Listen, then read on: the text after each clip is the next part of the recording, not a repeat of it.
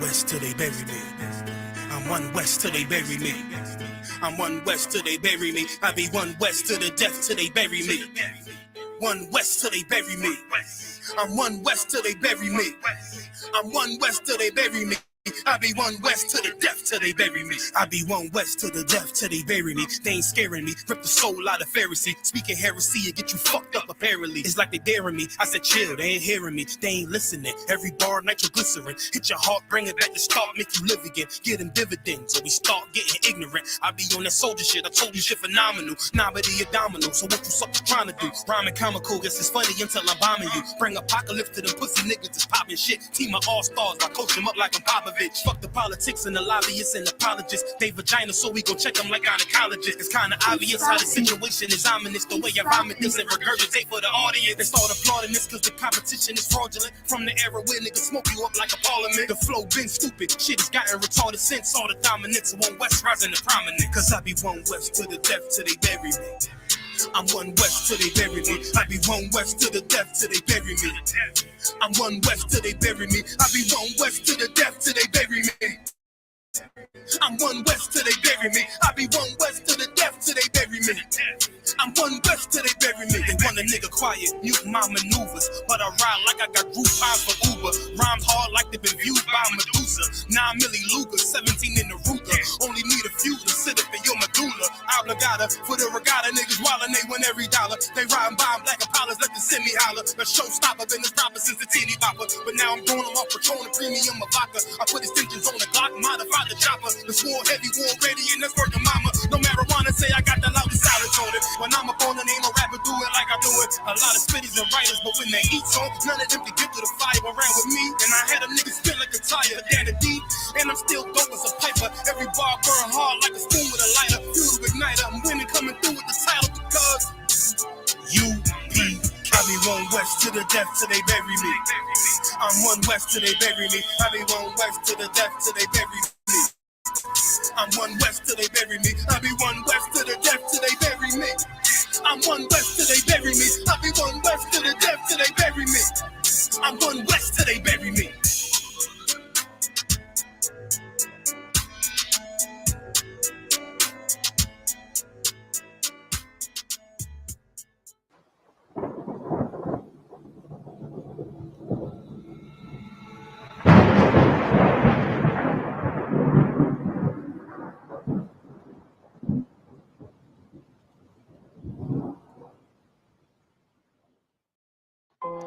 Test 1, 2. 2, 2, 2. 2. All I ever wanted was to be a gangster. All I ever wanted was to be a gangster. The Lord said, confession good for the soul. So right now, all I ever wanted was to be a gangster. Little did I know I was in danger. Decisions that I made provoked the Lord's anger. Prayed to him all the time and I was just a stranger. All I ever wanted was to be a gangster. Little did I know I was in danger. Decisions that I made provoked the Lord's anger. Prayed to him all the time and I was just a stranger. All I wanted was to be a gangster. And shot call to be known with them niggas letting shots off. Either that or the right hand to the top dog. Funny how we see vanity, not the lives lost. Can't be focused on a life that's hopeless. Out there pumping, not knowing the Lord will kill you for that hocus pocus. Used to roll with niggas that cook dope with weaponry. Same ones claim they love you. I had your life in jeopardy. And I know my mother wants success with me. But that G should take a girl straight to ecstasy. Remember running with bruh. Even though we did the wrong thing, my life would've been a lot different if I fell up under Rob's wing. Was too sincere for a wicked game. Shame the Lord's name. Now we afflicted with pain. All I ever wanted was to be respected by stand-up niggas, not knowing that them handcuffs custom made the face. All I ever wanted was to be a gangster. Little did I know I was in danger. Decisions that I made provoked the Lord's anger. Prayed to him all the time and I was just a stranger. All I ever wanted was to be a gangster.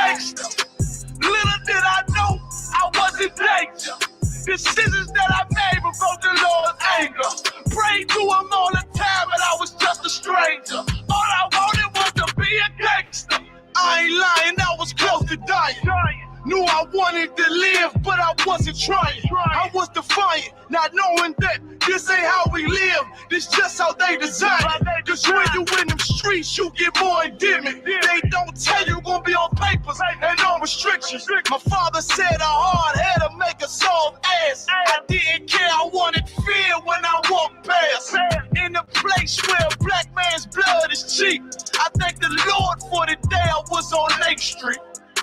Pissing in the cup, back and forth to court, from the DC school. I swear it felt like I cried on that fucking porch. The Lord said, my sheep, they ain't hear my voice. Asked me why I'm UPK, I told them I ain't have a choice. They said God ain't 50-50 and what's gonna come to pass. The Lord called me out the world and that's not right. All I ever wanted was to be a gangster.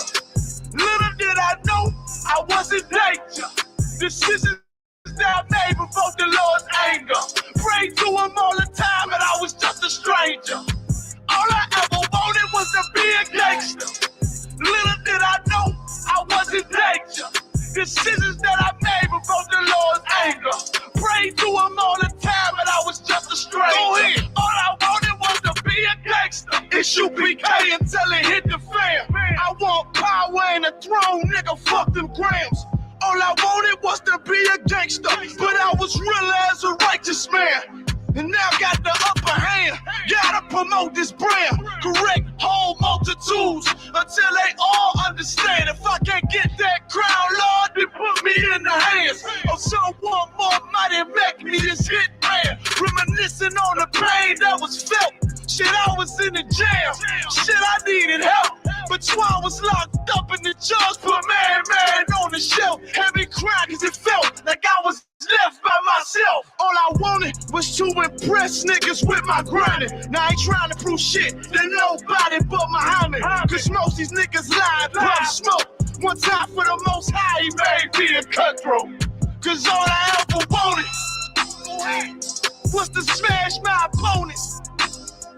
Stacking cash, not knowing it wouldn't last. Then God, I hope you accept my atonement. Cause all I ever wanted was to be a gangster. Little did I know I was a danger.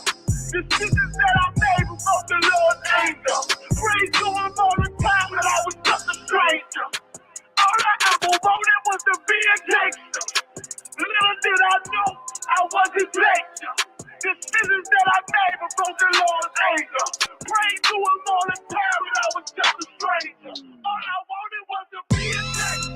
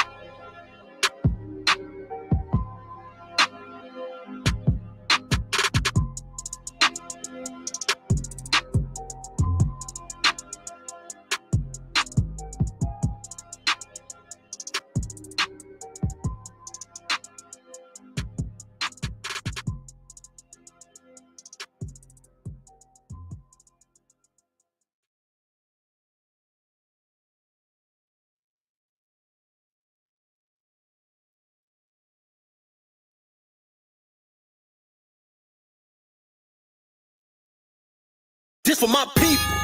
This for my people. Yeah, this for my people. This for my people. This for my people. Yeah, this for my people. Put the white man, put the white man, put the white man, put the white man, put the white man, put the white man, put the white man, put the white man. Painted by the Spanish. Did a whole lot of damage. Shit was outlandish. No sweat. No sweat. No sweat. That's light work. No sweat. I got a bunch of soldiers I can go get. They think they doing something, they ain't no threat. And I ain't fell victim to you hoes yet. No sweat. No sweat. They try to steal me through they whole set. They think they doing something, they ain't no threat. And I ain't fell victim to you hoes yet. I ain't make a single is no biggie, not even.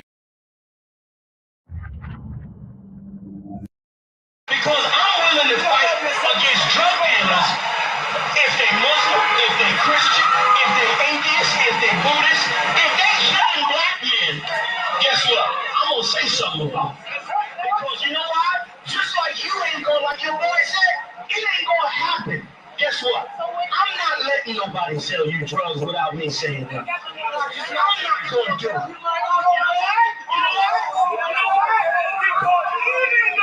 Even though I don't know you, guess what?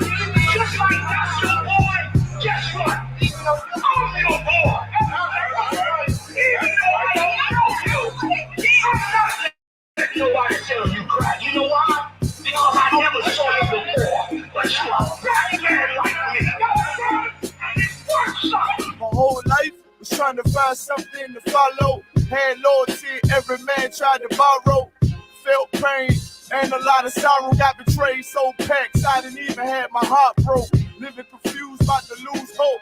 Cops got me on the side of the road like a sideshow. Need an antidote before I croak. Now I'm setting fire to rhythm man blues. Call this guitar smoke. Rebel with no cause, trying to find direction. The world got me vexed. Picked up a bad liquor habit that's hereditary from oppression. Felt like my life was on fire, trying to find an exit. Now look, 10 G's plus a good record. Sometimes a follower is a soldier, trying to find a good shepherd. Plus when you in hell, how did you excel? Wisdom the breath of life, I don't believe in fairy tale. Listen well to what I tell. No calling can cause pain. Something that a rebel's very well. Can't you tell I was sent from the Lord? Got a tongue like a two-edged sword with a style that they might just record. The only thing equal is the curse for the wicked and the righteous reward. Have mercy on the men that don't see it. Separated from the tares. Now on my prayers and it's so be it. A rebel, take the world by word of mouth. UPK, we the rebels that you heard about. Yeah. And it ain't gonna stop till 100 virgins in the house and I'm handing verdicts out. Yeah, rank, you ain't heard a clout without a shadow of a doubt. These devils hitting licks off us. Fuck the bank, I'm about to stone the pocket ticket office. Can't sweet talk us, cannot stop us. And plus I know the feds watch us. Tell the people that they church full of witch doctors. Put us in prison, they stockpile us. Meanwhile, UPK turning rebels into rock wallers. In league with mighty men, and now I understand things that never truly made sense. Like why I'm crying at this funeral for a criminal, knowing he ain't innocent. It's fucked up, but my boot shine, standing between two priests, about to blaze on their ass, call it tough love.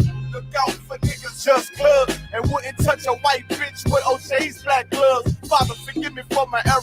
I'm forever by your side. Clean and purge me of all my flaws. This the reason I'm alive. Thank God for this truth. Cause for a long time was a rebel without a cause. Look, man, first time I met Commander Junior Hunter, man, hit 3807. Rebel without a My cause. little daughter with me. Opened the door, he was dropping the truth for me and all that.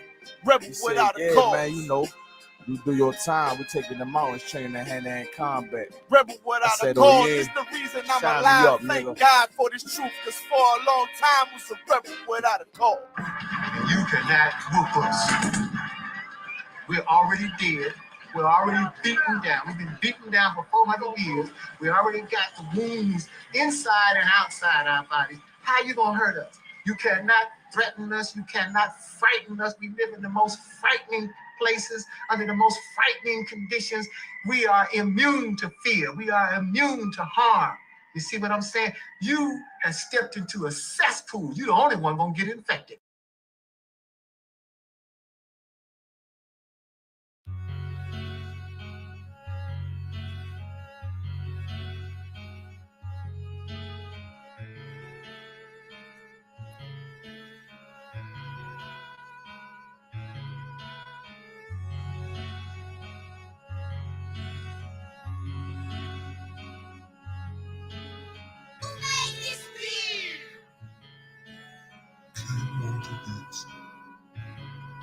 First breath I took, a life too surreal. Second breath I took was the pivot and strike, finish the kill. Influenced by might, with every sentence reveal. I won't pay back, fuck a dollar bill. Remain calm as the pressure build. Gotta endure until I let this pump push select my foes in memory of Emmett Till. I only live to do my master's will. Isupk, motherfucker. Ain't no cowards on this battlefield. Gone astray but made greater. In my return, left to my mistakes. Every error was a lesson learned. Now I don't move, let's it get approved. Won't take a step till it get confirmed. Armed and tape, what was made for our sakes. March like a tank. One step will make the ground shake. My people sick in their head, Lord, let this truth spread like an outbreak and bring hell that them crackers can't escape. Nowhere to run, nowhere to hide. I want payback for the scars in the slave memoirs. Till Christ arrived, I can't.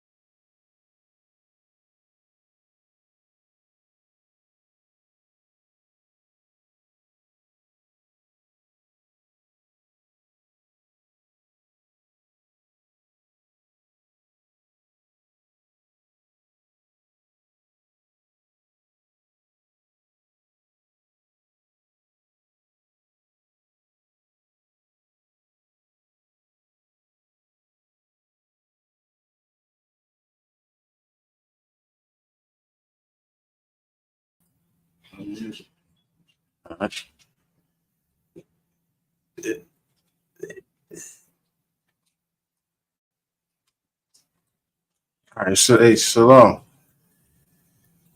If you can hear me, put a one in the chat. If anybody's in the chat, please put a one. You're gonna check the sound.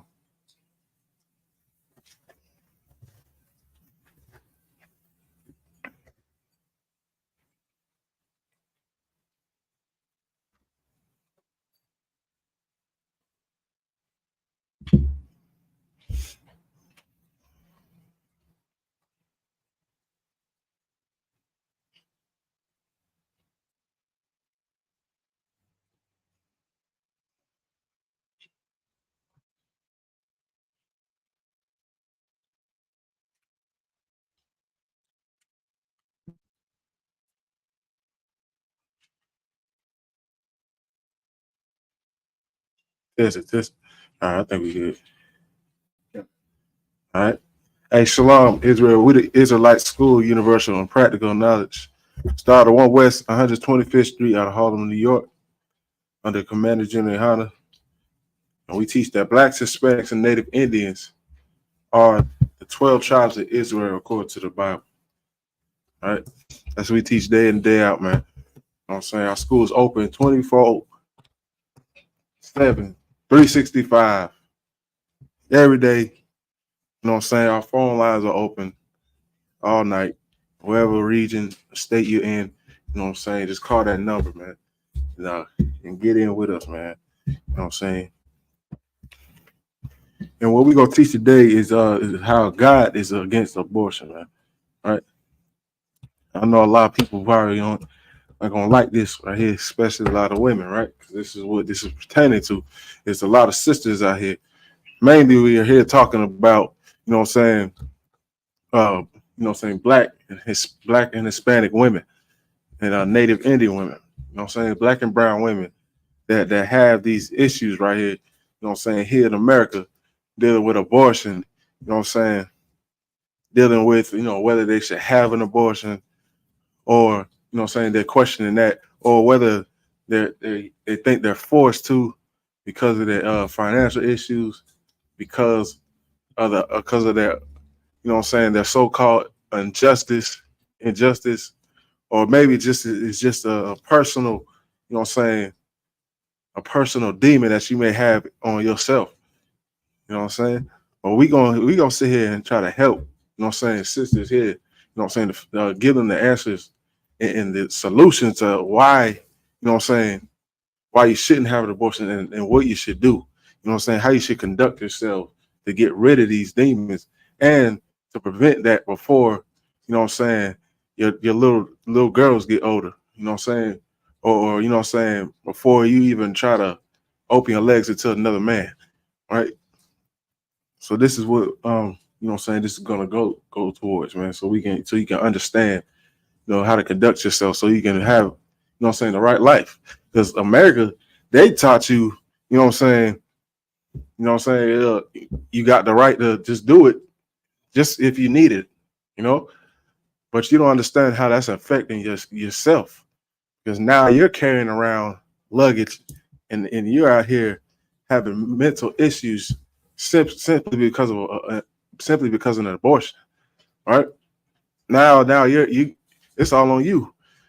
Now you're feeling, you know what I'm saying, angry, depressed, sad, having anxiety, and all other kind of things because of this.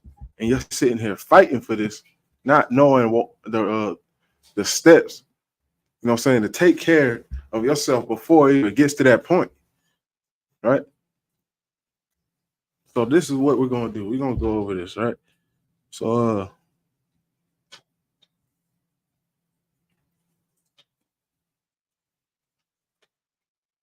if I could get Proverbs 14, chapter 14.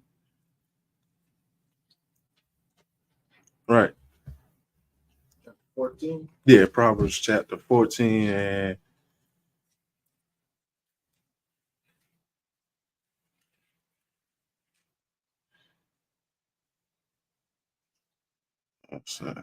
again.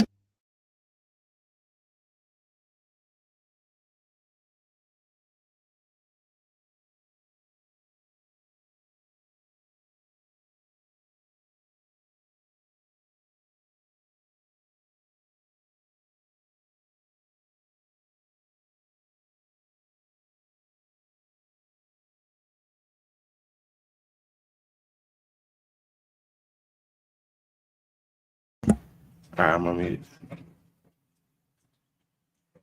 Oh, all right, it's like about that. Well, 14. and 12 and verse 12. Let's see. Okay, yeah, you get it. Good stuff. Yeah, well, sure.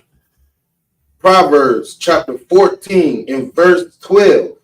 There is a way which seemeth right unto a man. Right. There's a way that seemeth right into a man, right? This is one thing, you know what I'm saying, that a lot of people have problem here in on this earth today, right? Because, you know what I'm saying, righteousness is not it's not enforced, right? Righteousness is not enforced here in this earth, man. You know what I'm saying? You got America's laws, you got whatever country you're living in, a society you're living in, or what under any stupid organization you're under. You know what I'm saying? You got certain laws, you know what I'm saying, that you have, that you're following, right? You know what I'm saying? So there's a way that seemeth right. Or even your own vices that you may have yourself, man. You know what I'm saying? Something you're thinking, you know what I'm saying, something that you may do, you know what I'm saying? You may seem like it may seem right to you, to a man or a woman, right? It's a way that seemeth right. Okay? You think it's the right thing to do. All right, go ahead. But the end thereof are the ways of death. One more time. But the end thereof are the ways of death. Right. But the end of that, of your decisions or your vices are the ways of death, man. Right? These are things that you could get yourself into. You could get in trouble for, right? It's going to end up you being unalive any type of way because you don't have control over your life, man. You don't have control over it. You don't have the stableness, you know what I'm saying, to stay alive here on this earth. You don't. You might think you do. You might think you have control, but you didn't get here. You didn't get here on this earth by your own will. You weren't born where you wanted to be born at. Just imagine if you had a conscience to where you're at now, something a conscience to where you're at right now. You know what I'm saying? You're conscious enough to pick. Ooh, I want to be born in California, in Beverly Hills. Most of you black people might pick a white family. You know what I'm saying? Based off of how you grew up. You know what I'm saying? Because you hate yourself, right? You might pick a I don't know, well, a white family, maybe a Jewish family, something. I don't know. I don't know what y'all like out here. I don't know. I couldn't imagine myself. So that's why it's kind of hard for me to pick. But you have an option. It might be like a game to you. I'm gonna pick here where I'm born at. I'm gonna be born to the richest family. I don't want to be born in the ghetto. I don't want to be born, you know what I'm saying, to this family. All right. You're gonna do all your research and make sure, you know what I'm saying. Oh no, I don't like this family because, you know what I'm saying, this dad is too strict. This mama, she keep calling me out, you know what I'm saying, calling me out my name, saying mean things to me. You know what I'm saying? I'm gonna pick this family over here. All right. But you didn't get to choose where you got born at. All right. So there's a way that seems right to you, you know what I'm saying? But the ways at the end of that is actually death, man. Right? You're gonna meet, you know what I'm saying, your end in a rude way. So why do you think that you know what you need to do in this life? Right? That's what we come here, you know what I'm saying, here to teach you in the ISUPK. This is the same thing we learned in here. You know what I'm saying? The way that we should live, the things that we should do, the walk that we should walk, man. You know what I'm saying? And it's working. You know what I'm saying? And nobody said it was gonna be a cakewalk. It ain't gonna be easy, but it's working and it's worth it to be separate away from this entire earth, man. Especially America, to be separate, not physically separate in another country or anything. That's not gonna do you anything. You could grow up a certain way and move away in another country. You're still gonna act the same way. You're still gonna have the same vices and the same flaws. All right, nothing's gonna change. That's why it's gonna take you to change, right? All right. Can you read that one more time? Proverbs chapter 14, verse 12. There is a way which seemeth right unto a man, but the end thereof are the ways of death. You keep going. Verse 13. Even in laughter, the heart is sorrowful. Right. Even in laughter, your heart is still sorrowful, man. You know what I'm saying? That's just a play on words to what we just went over. There's a way that seems right to you, but at the end of the way is a death. So you sitting here even in laughter, you know what I'm saying? You might laugh, but at the end of the day, you still might be sick in the head. You still might be you know what I'm saying, depressed. You might be over here laughing under your pain, right? Keep going. Verse 13, even in laughter, the heart is sorrowful, and the end of the mirth is heaviness. Right, and the end of that mirth is heaviness, right? It's that mirth that it's talking about is laughter. That's what it's talking about. That's a mirth. You know what I'm saying? That's joy. You know what I'm saying? Any mirth, you know what I'm saying? Laughing, you know what I'm saying? Being happy, joy, you know what I'm saying? That's mirth, right? It's something that you enjoy. It's a pleasure, right? Even at the end of that, it's heaviness, right? Go ahead.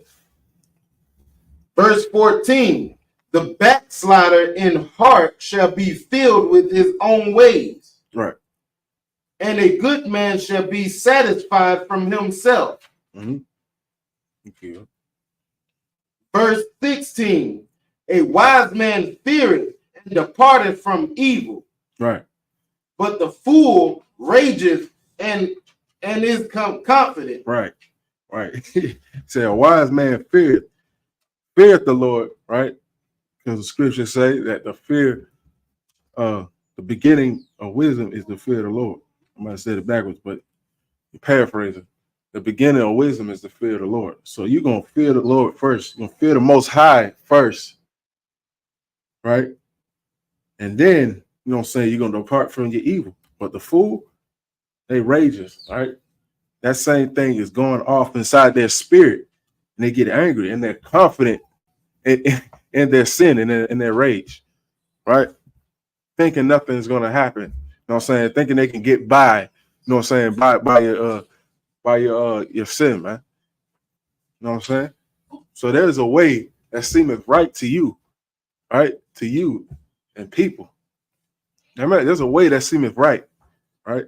Just like having an abortion. You think that's the right thing to do just because you feel like it, right?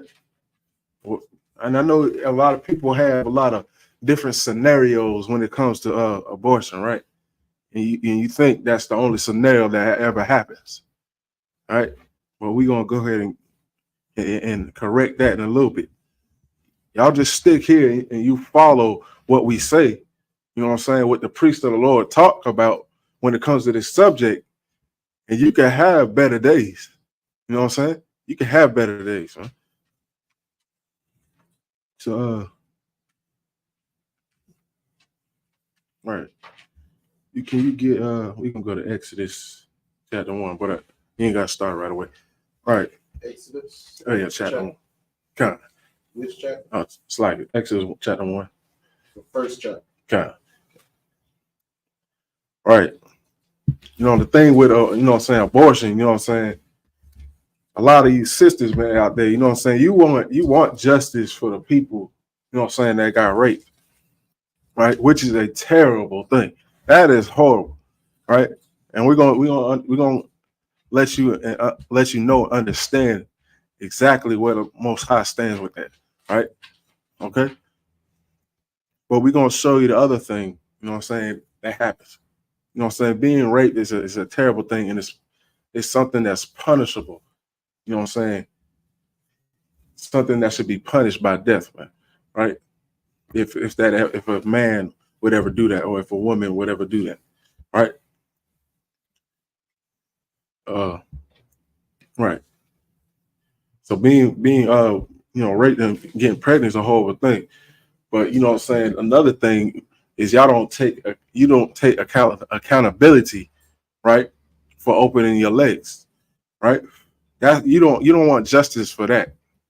You want justice for, you know what I'm saying, the victims, you know what I'm saying, that get raped and have pregnancies, but you don't want justice for the ones that don't take accountability and open their legs. But America makes this Planned Parenthood and this abortion clinic susceptible to everybody, man. No police reports, you know what I'm saying? No investigation, no nothing. It's just oh, you got a baby on abort? Come on in. Let's get that thing right out of here. Let's get that fetus right out. Right? 20 right. Let's get that fetus right on out of there, man. Let's pull it out and get rid of that baby. Right? Because you didn't take accountability. Right? You can't be a hypocrite, man. You gotta want justice for, you know what I'm saying, that baby, you know what I'm saying, that didn't get here by rape. Right? You gotta want it all in one part. Now it brings you to understand that this place called America is a place in a land of confusion. That's what this is. That's what America is, man. The land of confusion, right? But the scriptures tell you that the Lord is not the author of confusion, right? So, you know what I'm saying? And people don't want to take accountability for their actions. Sisters don't want to take accountability for their actions, man, right? And that's hypocrisy and a false balance, right? You got that? Which verse? Oh, slightly. Oh, my bad. 6. Just start 6. Exodus chapter 1, verse 6. And Joseph died, and all his brethren, and all that generation. Right. Verse 7. And the children of Israel were fruitful. Right. And increased abundantly. All right, this is you. This is y'all. So Joseph went on and passed away, right? And all that generation. That was during the time when Joseph was in the land of Egypt, right? And us people, our people, Blacks, Hispanics, and Native Indians were in the land of Egypt, right? We were there for 400 plus years, man, right? And counting. We were there. We were here, you know what I'm saying, it's through slavery, bondage, you know what I'm saying, being there, building their place up. Does that sound familiar to you? Does that sound familiar? 400 years being in a place called bondage,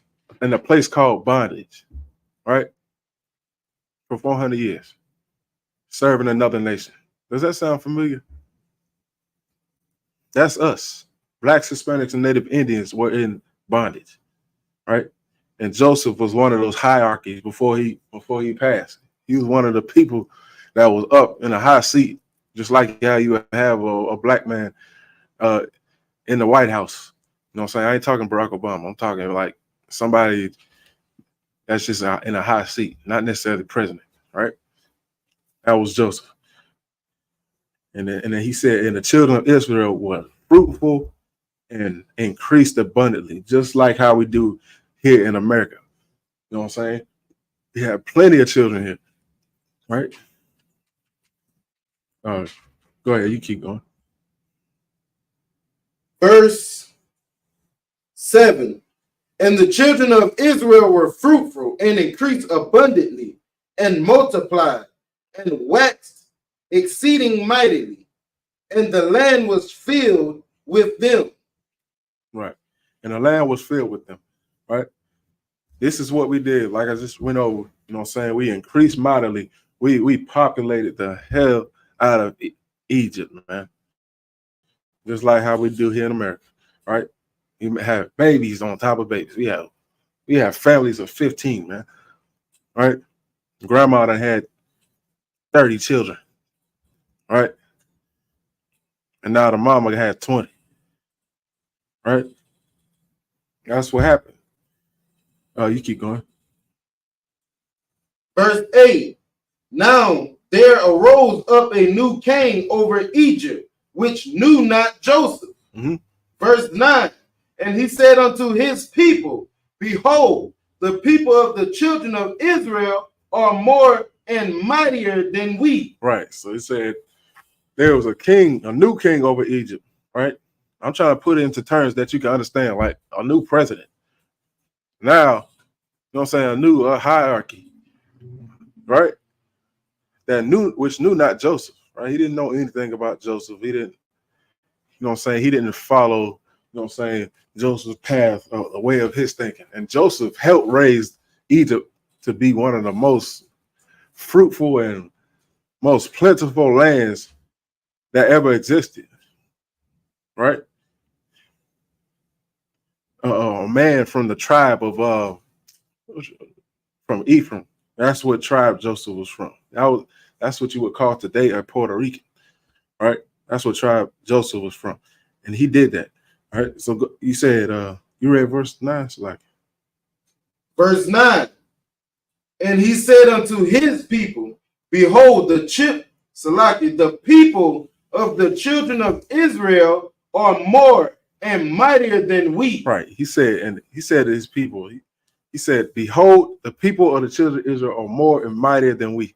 So the children of Israel had grown way past, you know what I'm saying, more in number than the Egyptians. Go ahead. Verse 10. Come on, let us deal wisely with them, lest they multiply. Right. He said, let us deal wisely with them. This right here is what you would call Planned Parenthood. Let's just go ahead and put it out there. This is what you would call Planned Parenthood. He talking about let's deal wisely with them. You got something? Kind of like as you go on, you can see that Pharaoh, whoever the king was at that time, yeah, you know, he really wasn't worried about them until Israel got bigger. Right. And then he started realizing, okay, these people are more mightier than us. Right. You feel me? And it bothers him. And notice at that time, abortion didn't exist at that time. Right. So therefore, the less abortion we do, the more greater our nation can become. Right. And therefore, these oppressors can't do anything with us. Exactly, man. Exactly. That's crazy. That's a good point. You got, man, that's a good point, because that's exactly what it is. That's exactly what they're trying to do. The mightier our aggression, mightier our nation becomes, they can't do anything with our people. Right? Right now, what we trying to do is give you solutions, right? Everybody want to talk about the problems they got, right? But because they have America to lean on, that's all they want to do is use America's system. They want to use what they got. They want to use the Planned Parenthood, the welfare, which is very tough, right? Sometimes, you know what I'm saying, you feel like you got to do that, which welfare is not unlawful in the Bible. You know what I'm saying? Use they cheat behind welfare. Go ahead. You know what I'm saying? But that abortion, God hates that. Now we're going to show you why. We're going to show you, and we're going to help you out. We're going to give you the solution to help you out. You know what I'm saying? To where you could understand what steps to take to not even get to that point. All right. You got to find the solution. And it's because you don't have the solution and you're not trying to find the solution to stop it before it gets to that point. That's your issue. All you're doing is worried about what can I get to solve the problem or what I don't want. You gotta go deeper than that. You gotta go past that. You know what I'm saying? Because now you're just being selfish and you don't want to help nobody else. Because at that point, if you knew the damn answer, you could go and help millions of other women, right? If you would just teach them, because women follow other women, but they should be following men first, because that's how it works. Righteous men, not just any old sick man in his head. You know what I'm saying? You should follow the priest of the Lord for one, because we'll tell you how to get this done. So you keep going on. I'm gonna start 10 back from the top. Yeah, you 12. Verse 10 of chapter 1 of Exodus.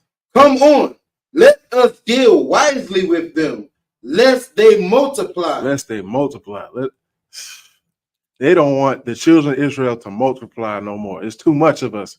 Let's deal wisely with them. You guys know? Kind of, and that also shows, like you said earlier, the Planned Parenthood. Right. Like a lot of people don't know that abortion being installed in America is basically targeted. Right. It's not just for everybody. It was mainly targeted for the children of Israel, blacks, Native Indians, and Hispanics. Exactly. Because if you actually look at stats, black people are the most that uses abortion. Right. And listen to what he said. He said, let's deal wisely with them unless they multiply. Right. You exactly. And that shows how that can be used today. That's the point. That's the whole point of it. Lest they multiply, right there. Exactly. That's what he don't want. Because crazy, man. And that's the only reason why us here in America the same way ain't, you know what I'm saying, we don't think it probably is more of a, but it's not as much as it should be, because they're doing a number on us, what we're reading right here. Same way. So you keep going. And it come to pass that when there falleth out any war, they join also unto our enemies and fight against us. Right. And so get them up out of the land. Dang. He's just, so this is their first solution right here. They said, he talking about they don't want us to take them out in a war, right? What if we they already know they're oppressing us, so they're saying, what if they join our enemies, right?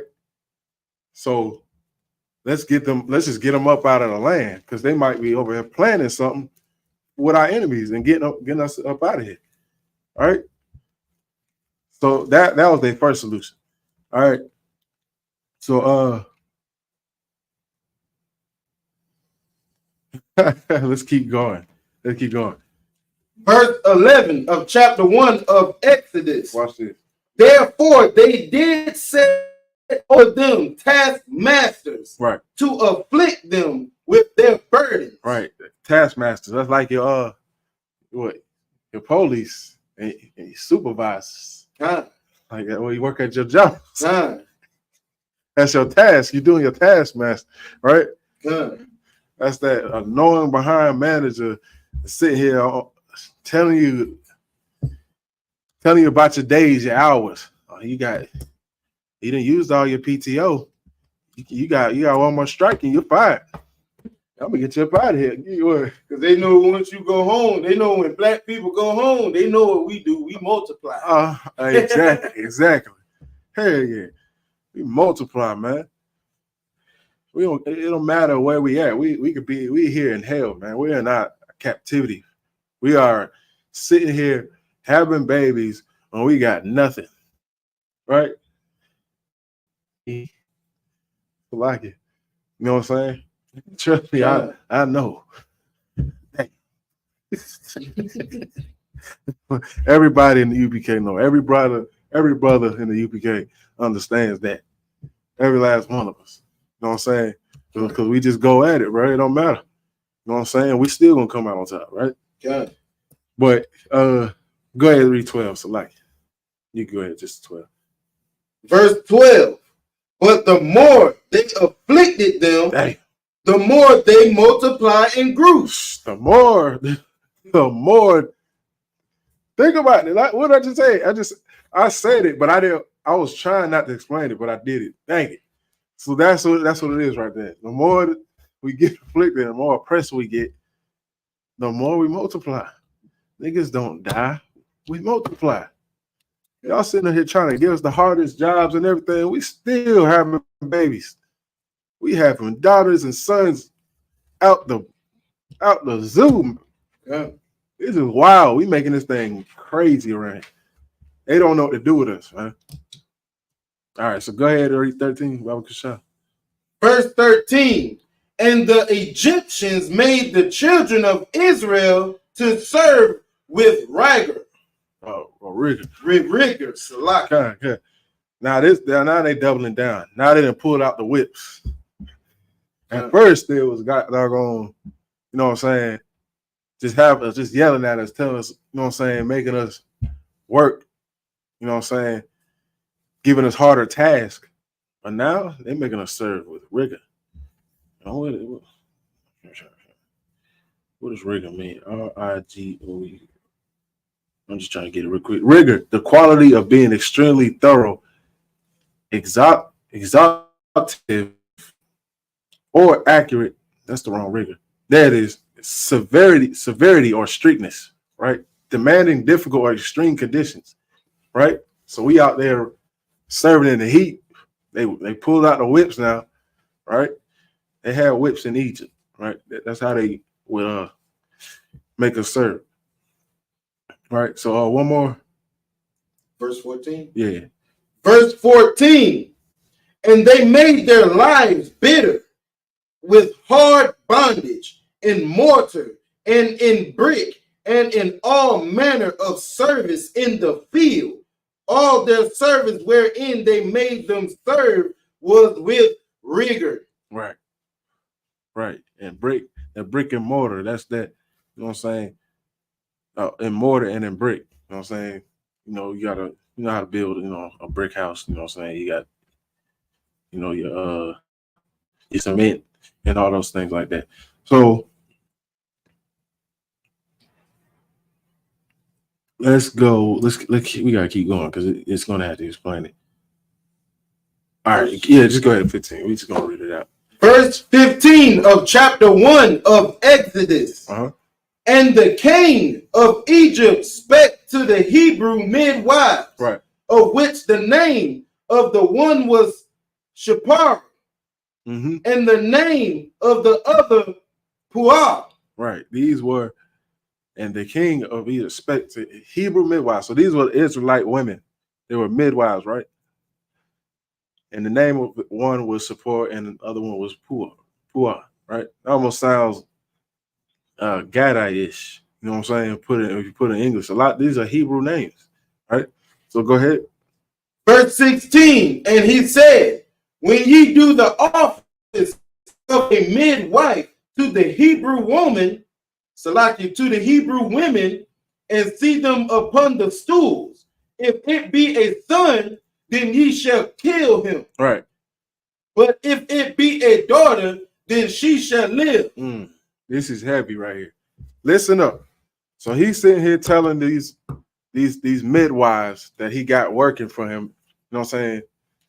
He's telling them to go out and tell these women, right? The Hebrew women, the Israelite women, you know what I'm saying? Or, you know what I'm saying, the soldiers that have to go, they got to go do it. Oh, so like, no, he's telling the Hebrew women, you know what I'm saying, that this is going to happen when they're, you know what I'm saying, when they be having birth, right? And if it be a son, then you should kill him, right? Unalive him. It's like, you're going to unalive our babies, man. If it's a man, if it's a boy, a male, which lets you know that the male is going to keep our nation going, right? The women, we need the women to have the babies. Definitely. You can't have no babies without women. You can't have no babies without the man. It goes both ways. But if you don't kill the man, you're going to stop generations. You're going to kill their seed because the man plants the seed to have the woman. To have, you know, that plants the seed inside the woman. And she's that fertile ground that has that baby. You got something? Kind of. This also defeats the Jewish recognition of the only way you can be a Jew is through the mother. Right. So that throws that Jewish belief out the window. Right. Exactly. Because they go by the pedigree of their mothers, and it's stupid because they don't know the Bible, so they can't be the real. Can't be the children of Israel. They can't be us. They're not like us. All right. So the thing is, you know what I'm saying? They're trying to stop the males, you know what I'm saying, from planting that seed inside the woman. And what's going to happen from there? All our males are gone. These other nations are going to have sex with our women. And then what? Now they're going to become Egyptians. Right? God. But, you know what I'm saying? These are the things that they try to do to us. They did this to us in slavery here in America, you know what I'm saying? And elsewhere. Right? They did this to the Mexican man, right? The Hispanic, you know what I'm saying? And Brazilian man, you know what I'm saying? All the other Hispanic tribes, they did this to them, you know what I'm saying? The Spaniards did that to them, right? These are the same things. They took these same tactics and used it on us here in America, right? So, right, they just want the daughters to live for that reason. So go ahead. Verse 17, but the midwives feared Yahweh and did not as the king of Egypt commanded them. Ooh-wee. They feared God, man. They feared the Lord, our God. Yahweh is his name, right? The God of the Israelites, of the Bible. They feared him. They didn't fear what Pharaoh said. Do you hear that, women? They didn't fear America. They didn't fear Margaret Sanger. They didn't fear that abortion clinic, you know what I'm saying, and the white man of having, you know what I'm saying, all these freedoms and all these things that you could do to have an abortion. Now they fear the Lord, man. You know what I'm saying? Fearing the Lord is going to get you to go somewhere. That's going to get you further than your own vices, saying, I need America. You know what I'm saying? I hope my rights on this won't get taken away so I can be able to do this, right? Because I need my rights. But if you fear Yahweh, if you fear the Lord first, then all your prayers will be answered. All of your, you know what I'm saying, your problems will be answered, right? You shouldn't be worried about this. I'm talking about there's women that's worried about abortions that don't even want children. They're sitting here trying to fight for the right for babies to get killed, and they don't even want children them damn selves. That is sick in the head. That's sick. So why are you trying to help somebody else kill their child when you could try to find a solution, but you trying to help them get rid of their baby? Are you crazy? You don't fear the Lord. You fear America, man. You're fearful, and you're not an activist, and you're not in line with what it is to have morals, man. Because you're leaning on America. We gonna give you the solution. We gonna help you out. You know what I'm saying? You don't have to live in fear in the ISUPK. You don't have to live in fear here. You know what I'm saying? If you want abundance, you know what I'm saying? If you want to have children the right way, if you want to have the right man, get here. Get in here. Get the counsel from us. We're gonna tell you what to do. If you follow each step that we tell you to do, you're gonna find a solution to not meeting the wrong man that you always say you meet. So now you have abortion after abortion, right? Now your thing is a graveyard. Your box is a graveyard, right? We're trying to help you out, right? When you're trying to make you feel worse than what you already went through, we're trying to help you. We're trying to get a solution, right? Don't fear this place, America. Fear the Lord, man, because you're gonna have to meet Him at the end of the day. You're gonna have to meet the consequences, man, with the Most High. That's what you're gonna have to do. It ain't up to you. It's not up to you, right? I'm talking about accountability, all right? You know what I'm saying? Because this is what Pharaoh right here, the king of Egypt right here, that this is talking about. This is what he's trying to get done. You know what I'm saying? Because you know how many 450,000 babies, black and brown babies, right, are unalived every year, man, because of America. And 26 million black and brown babies have been unalived since abortion got passed in 1916. 26 million. That is outrageous. That's an outrageous stat. Hey, don't you see an issue with that? That shouldn't be happening. You got something? Kind and notice when Bible said that midwives feared God. Right. You feel me? They didn't care about Yeah. what the president or the government or what a family member thought about their children. Right. They feared the Most High Right. because the Most High said, "Don't kill your baby." Right. You feel me? And they fought for their children. Right. You feel me? Yeah, we got to get back to that.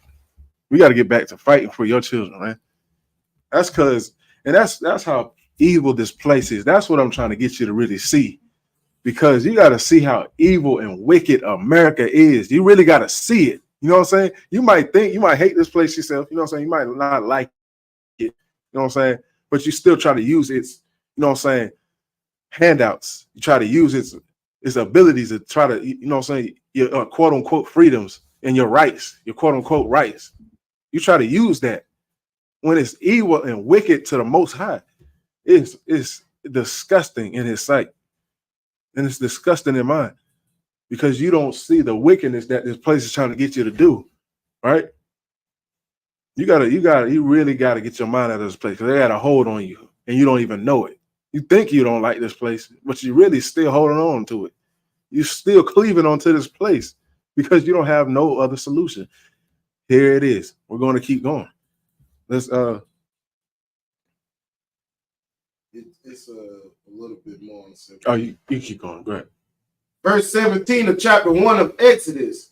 But the midwives feared Yahweh, Right. and did not as the king of Egypt commanded them, Right. but saved the men children alive. Right. They saved the men children. They did not do what the hell Margaret Sanger said to do. They didn't do what America tell you to do. They say get rid of your baby if you need it. You know what I'm saying? Just because. You know what I'm saying? Whatever situation it may be. I'm not talking about rape. I'm not talking about that. I'm not talking about that. Because that's a very low percentage. That's 5%, 5 point something percent, you know what I'm saying, of that happens in here in America. Right? That's a very low percentage of rapes that happen, right? Which is a terrible thing. I'm going to address that, all right? Don't lose your hope. I'm going to address it, okay? but they listen to the Lord. That's the whole point, right? Seek help, man. Get help first, man. All right? And choose better baby daddies, right? You got to go through a long process before you let somebody have sex with you. All right? So, and sex is marriage according to the Bible, right? Sex is marriage. You can't, and another thing, man, you can't be pro-black, man. You can't be pro-black and support abortion, right? You can't, because most of this is going towards your people. Like we're reading here in the Bible, and I'm telling you, right? It's going towards your people. You got something? And you also can't be pro-black and supporting homosexuality. Exactly. You can't have kids. You can't like have that. kids. Exactly. Another thing, right there. Yeah, you see how confusing this place is? You see how hypocritical you are in your thought process? All right. You go ahead. Keep going. Verse 18. And the king of Egypt called for the midwives, right, and said unto them, why have ye done this thing, and have saved the men children alive? Verse 19. And the midwives said unto Pharaoh, because the Hebrew women are not as the Egyptian women. That's right. That's right. Damn right, man. Get out of hand, man. God damn. You heard what the midwives said. Did you hear what these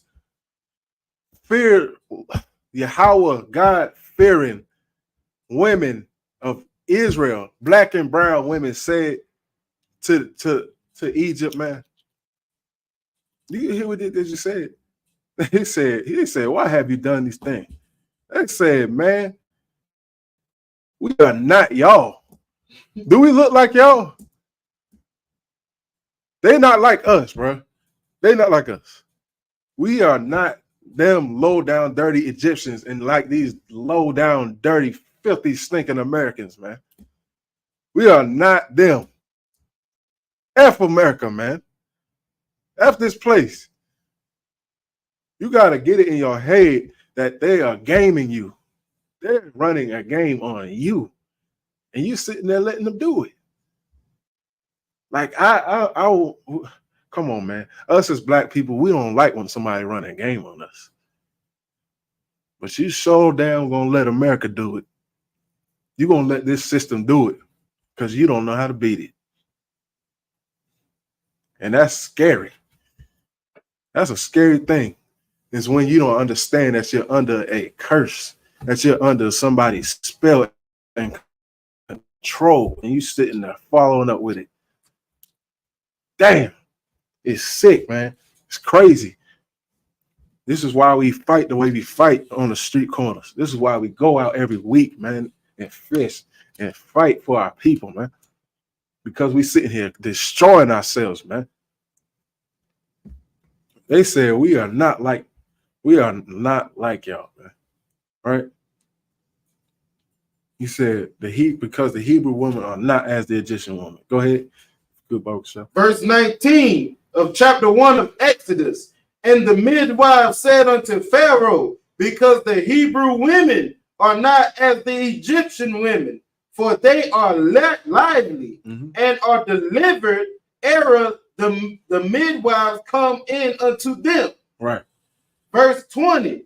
Therefore Yahweh dealt well with the midwives, and the people multiplied and waxed very mighty. Therefore, them wives, they had more children multiplied because of that. They got a blessing because of that. You have those children, man. Them children gonna take care of you. You raise the children the way they should go. They gonna take care of you. Them children are gonna take care of you when you get old, and you're gonna go out in peace, not dying of sickness and craziness. You're just gonna die of old age, being healthy.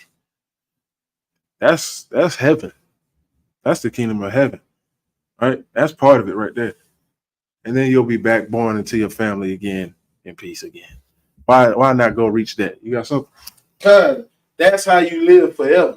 Yeah, You have children. that's eternal life. You have children, the children have you. God dang. Like, come on, man. You can't beat that. You can't beat that. That's why we sacrifice our lives now.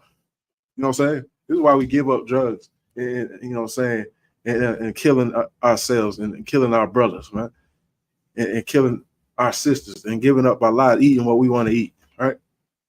You know what I'm saying? So we can have eternal life. You're gonna live a longer life following the Lord's commandments. All right. So go ahead. Verse 21. And it came to pass, because the midwives feared Yahweh, that he made them houses. Verse 22. And Pharaoh charged all his people, saying, every son that is born ye shall cast into the river, and every daughter ye shall save alive. And this is where it began, where they started hunting our people down, man, hunting our children, you know what I'm saying, our babies, and throwing them into the river where there was alligators, man. Does that sound familiar? Does that sound familiar? Goddamn Andrew Jackson, man, and all of these presidents that made our people go through the fire. They fed our babies to alligators, to you know what I'm saying, to make us fewer, right? That's what they did here in America. That's what they did to the tribe of Reuben and the tribe of Gad in Florida. That's why you have that team called, you know what I'm saying, the Florida State Seminoles, right? That football team, the Florida State Seminoles, you got them because they did that to that tribe, to the tribe of Gad and the North American Indians and the Seminole Indians, right? Which is the tribe of Reuben, right? And they fed our babies to alligators.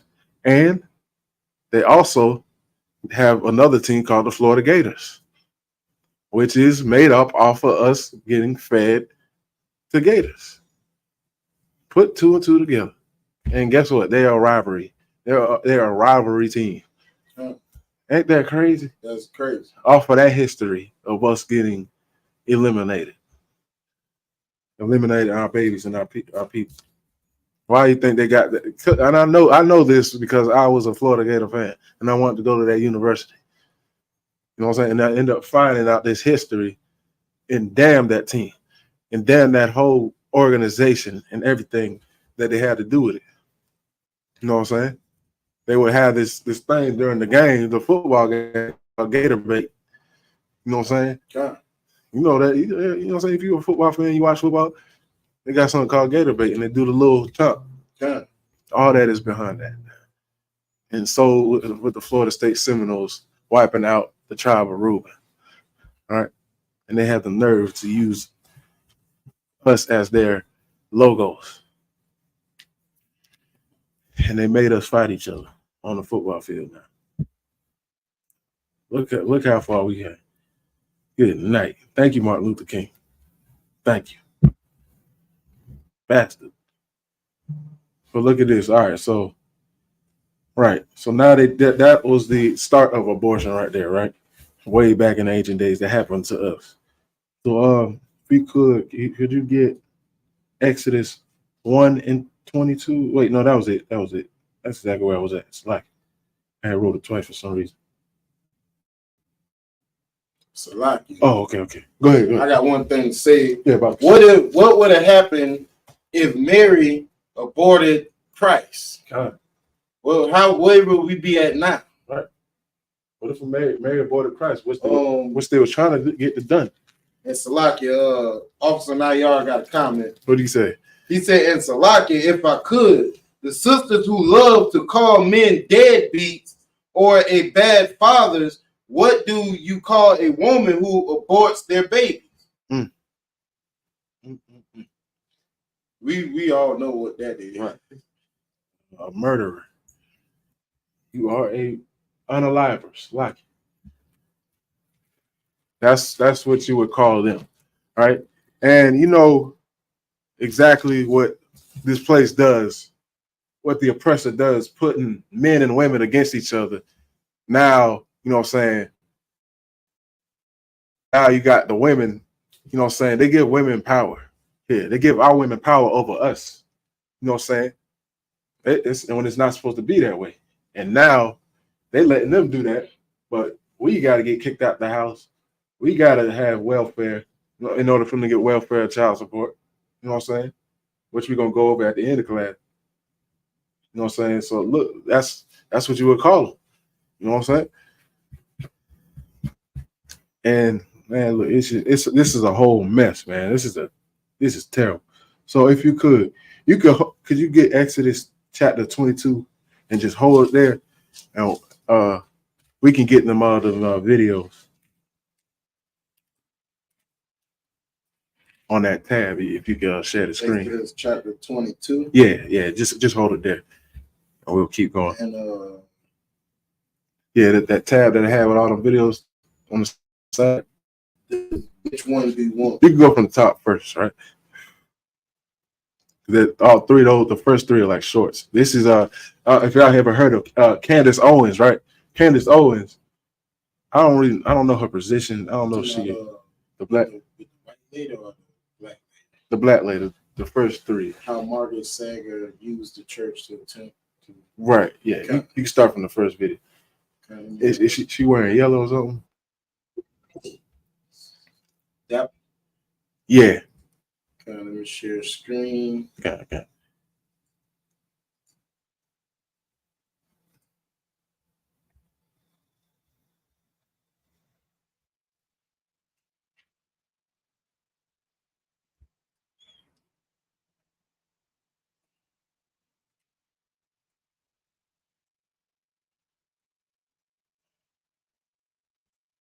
Let me go ahead and play it. John, if you could, Bible shot. 1920s, which was the progressive era, there was this real tangible fear. All of the best writers were writing about this fear that they were going to lose the good white Nordic race to the sudden flow of immigration that was coming from Eastern Europe, and of course to the Black Americans who were now breeding. So there was this fear that we have to protect the purebreds, and they actually closed the borders. They stopped immigration for a while, and all of these books said, how else are we going to do it? We need to make sure people are not breeding bad. And Margaret Sanger comes around and we start talking about abortion and eugenics. And she, considered the Black race to be unfit and to be beneath. That's right. But she said, if I go out and say that, that's not going to work. And she literally wrote in a letter to Dr. Clarence Gamble that they didn't want it to get out, that they wanted to exterminate the Black race. Right. But if they went through the churches, because Black people had such faith. That's right. That's a lot. She's talking really fast. So she explained. You want to just go look up Candace Owens and talk about abortion, right? So she's talking about Margaret Sanger, right? Which is this white woman that has founded Planned Parenthood, right? This devil, this disgusting, disgusting woman, right? She said that Margaret Sanger said, you know what I'm saying, they want to protect their race, you know what I'm saying? They don't want them to mix, you know what I'm saying, Black people with the white people, right? Right. And we just read about how in the Bible where the Egyptians, you know what I'm saying, they were trying to get rid of the males but mixed, right?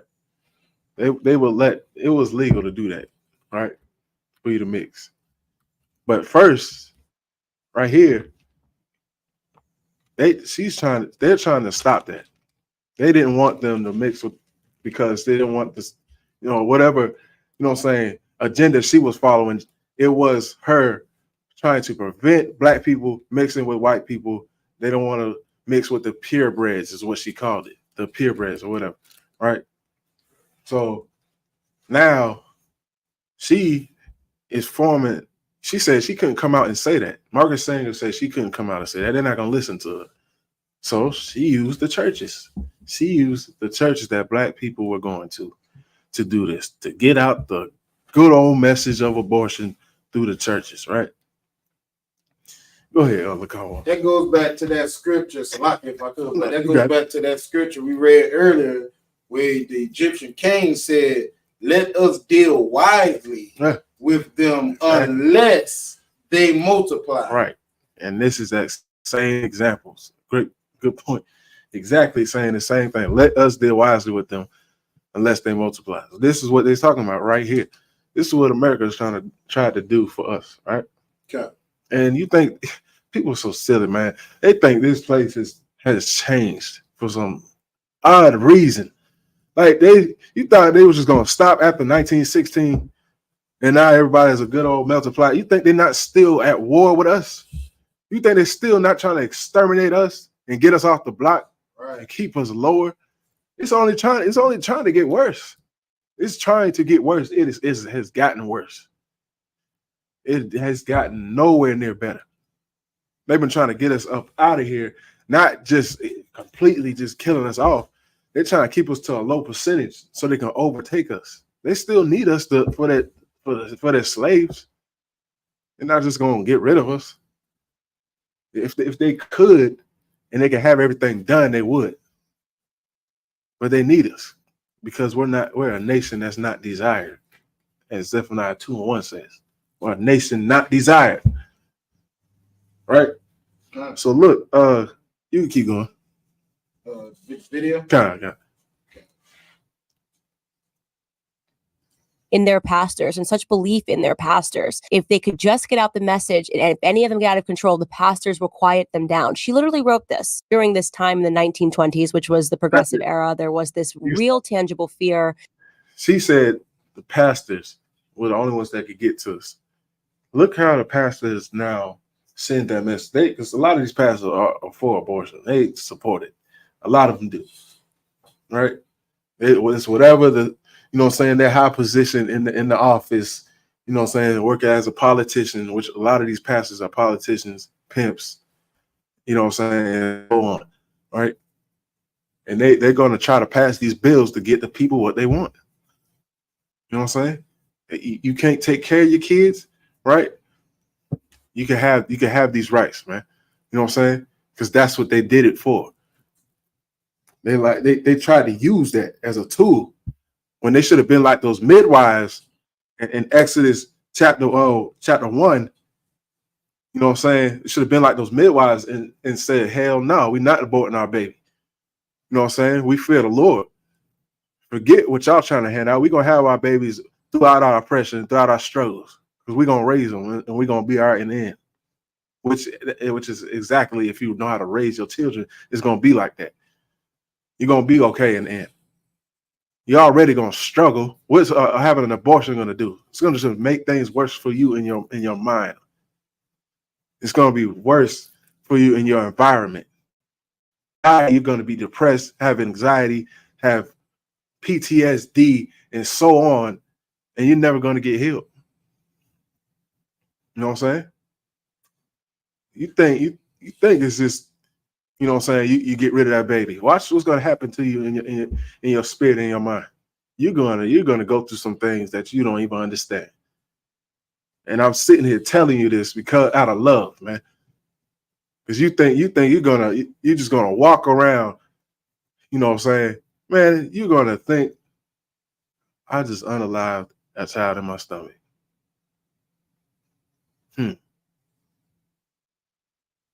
Okay. So look, you go to the next one. Got 1 second, please.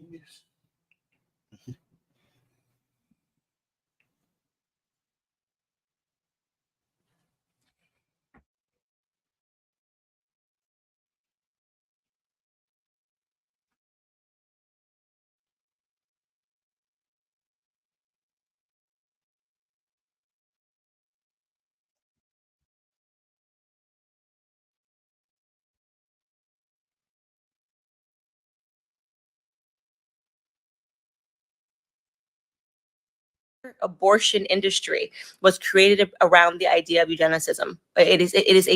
Planned Parenthood is a racist organization, and they have been successful. You can't just say, oh, well, it changed going forward.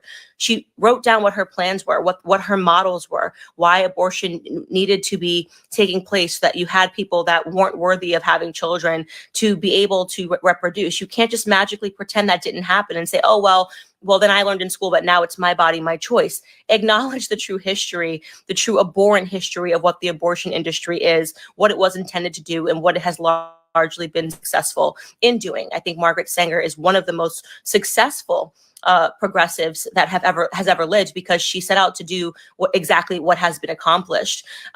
Over 18 million Black babies have been aborted. The Black population would be double today had it not been for Planned Parenthood, had it not been for abortion. The entire abortion industry was. Man, shout out to Candace Owens, man. Look, I done called her some names back in the day 'cause she said some crazy stuff, but something, I don't know what happened. She something clicked in her mind to do something better and a little bit better and different. Because what she's talking about is really heavy, and it's the thing that we're trying to, solve here in the ISUPK. Go ahead. Salak, if you heard or if anybody paid attention to the numbers that she called out, she said 18 million Black and Hispanic babies have been aborted, and the number will be double today. That will make 36 million Black and Hispanic babies aborted. So it's almost like the Esau or the Edom is no longer the oppressor. It's the Black women that is oppressing Black people now. Now you own it now. Now we got to check ourselves at this point.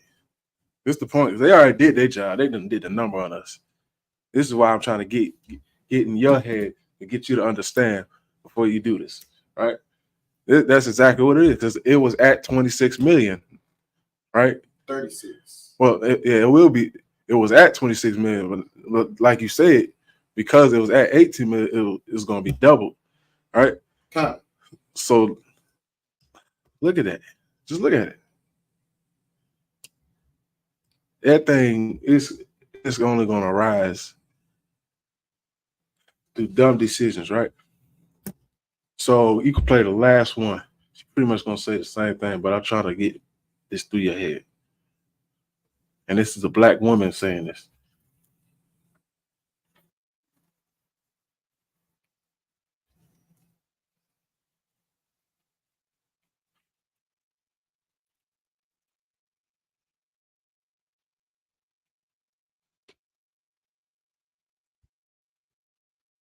People are now trying to sort of implant their ideas via the church. And it was actually Margaret Sanger who you can go look up and read what she wrote. She was the founder of Planned Parenthood. And she had developed this strategy to go to the churches to tell them to teach people that abortion was a choice and it was their reproductive rights. And she said, the black people really believe in their ministers. She wrote this in a letter. You can go read it today. And she said, we can never get out that we want to exterminate the Black race. They have a lot of faith in the ministry. So let's go through the churches to get this idea out there. So we have to be very careful. We have to make sure the church is always protected and the ideas are pure. People are now trying to sort of implant their ideas via the church. And it was actually Margaret Sanger who.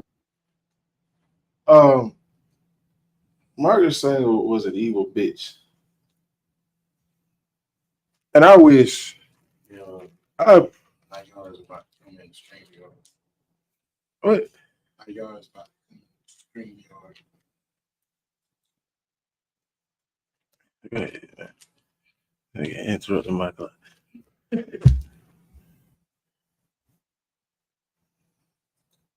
he ain't coming yet. Where he at? I ain't put it in the check yet. All right. But this is exactly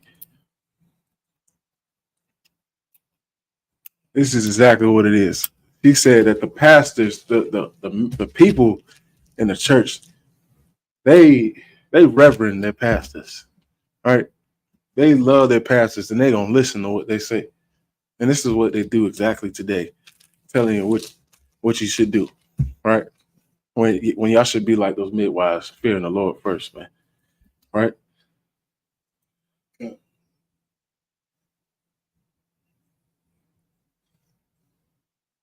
So, you ain't got them yet? Put it in the check. Okay. So could you get that out of Exodus 22? Well, first verse? It's like you could go to 25. Exodus chapter 22, verse 25. If thou lend money to any of my people that is poor by thee, thou shalt not be to him as an usurer, neither shalt thou lay upon him usury. Okay.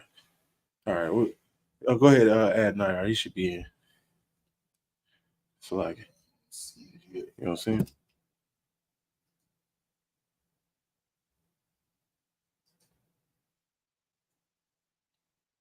You know what I'm saying?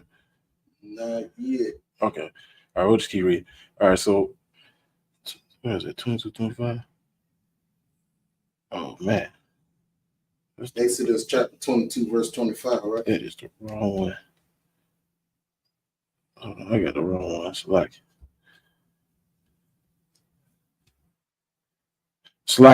it's Deuteronomy. I don't know why I say Exodus.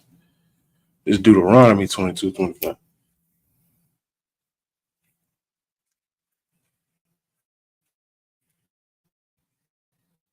Verse 25. Okay. Deuteronomy chapter 22, verse 25. Okay. But if a man find a bothered damsel in the field, and the man force her and lie with her, then the man only that lay with her shall die. Right. This goes into, you know what I'm saying, people not understand that, you know what I'm saying, rape is definitely unlawful in the Bible, right? To all you women that, you know what I'm saying, asking, you know what I'm saying, what if you got them? What if a man is you know what I'm saying, what if a woman is raped by a man, right? Which is a very low percentage where it happens, you know what I'm saying? But either way, you know what I'm saying, this is what will happen, right? You gotta understand, if you're a man out there preying on any women, man, you gonna be on out that day, especially under the watch of the ISUPK. We gonna take you out. You gonna get you out of here because this is something very disgusting. Like you can't go out and get a woman through game, man. You can't game a woman and make her like you. Since you like her, you gotta force a woman. It's like it, That's sir, if I may. that's your specialty, huh? Go ahead. It's like, sir. Oh, I was gonna say that you know, the sisters they some sisters do think that like most of these sisters only support abortion is because they love to say that okay, so what if I get raped and I Uh-huh. get pregnant, then what? I'm supposed to keep the child, but really that don't be the case. The case be Right. is that how's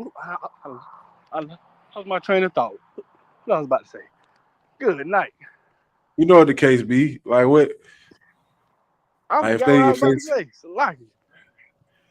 now you own it. You own it. Just think about it. But I got this screenshot from this sister on Instagram, and I was gonna see if you could post it up on the thing on the screen for everybody to read it. But the sister made a memorial for her child that she aborted. She posted a memorial thing on Facebook that for her child that she had aborted, and she wrote this big long paragraph. She posted pictures of it, and I'm not gonna show all that, but she posted this big memorial of the child that she unalived by choice.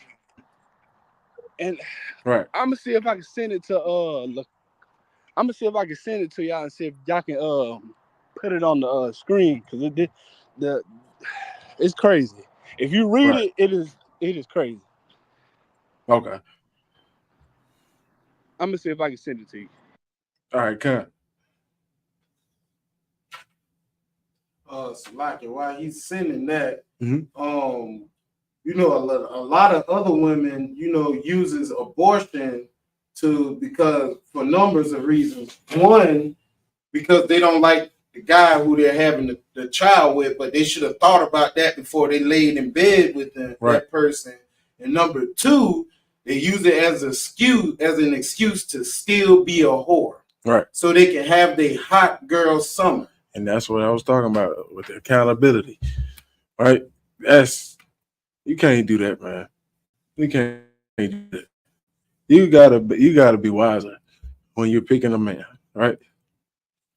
Let somebody here in the ISUPK pick a man for you, because I don't know if you send it to my phone. No affiliation radio.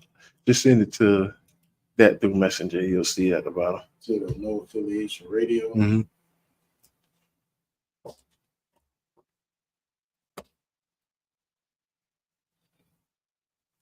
And you'll see it pop up where you like looking for them videos.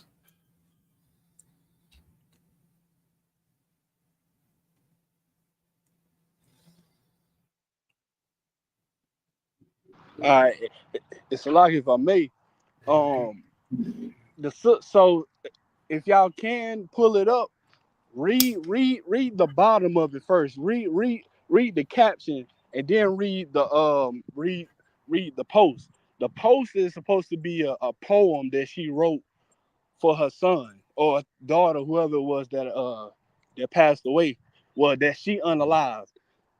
The top of it that's in white is a poem, and the caption at the bottom is her comment.